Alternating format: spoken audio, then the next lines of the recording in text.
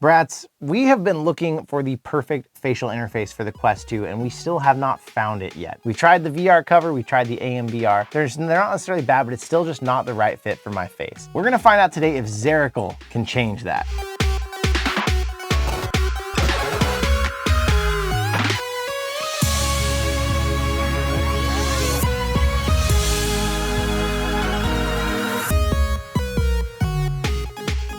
So this is a cover from Zaracle. It's for the Quest 2. It looks like it's based on the other ones we've had so far, hoping that it's maybe a little different shape and design, maybe something that's actually gonna fit our face a little better. Let's find out. So this is the user manual for the 6-in-1 VR accessory set for the Oculus Quest 2. I will say at a glance, it looks similar to the AMVR one. This touts that it's gonna be able to have vents on it that's gonna keep it from fogging up.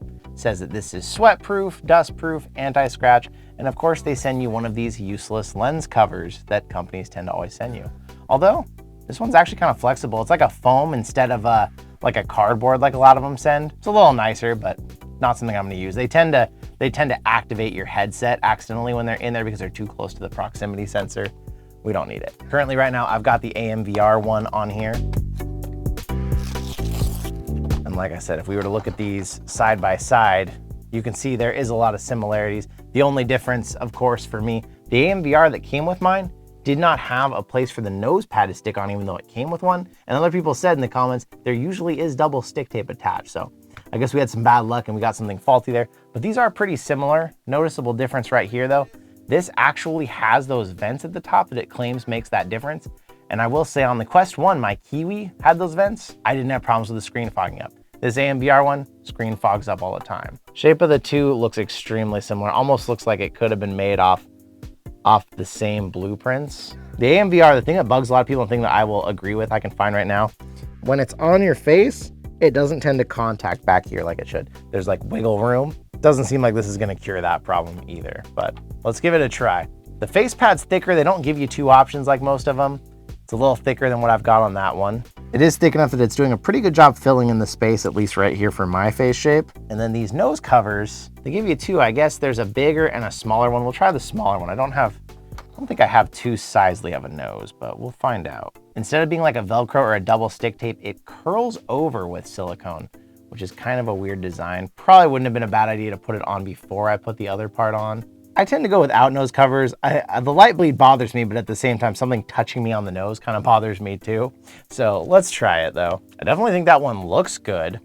One problem now, they decided to make it red instead of black. What's happening, I don't know if you can see this here on the camera, but light is bleeding through on there. So if you see that right there, see how light comes right through it. So that means if you're playing in a well-lit room, you're gonna notice some of the light coming in from around the sides.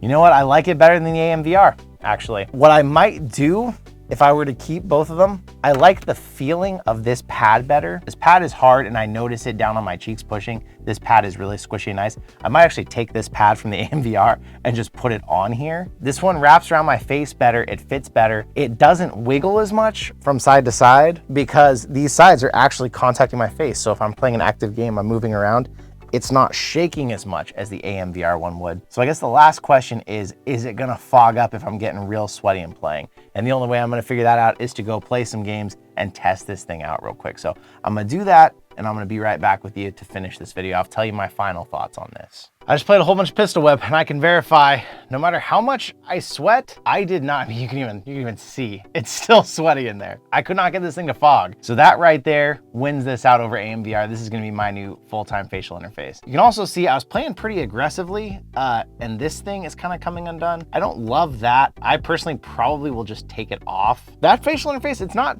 a known brand name at all, but I would actually say this is the best one I've tried so far, even beating out the VRCover one. So I love it.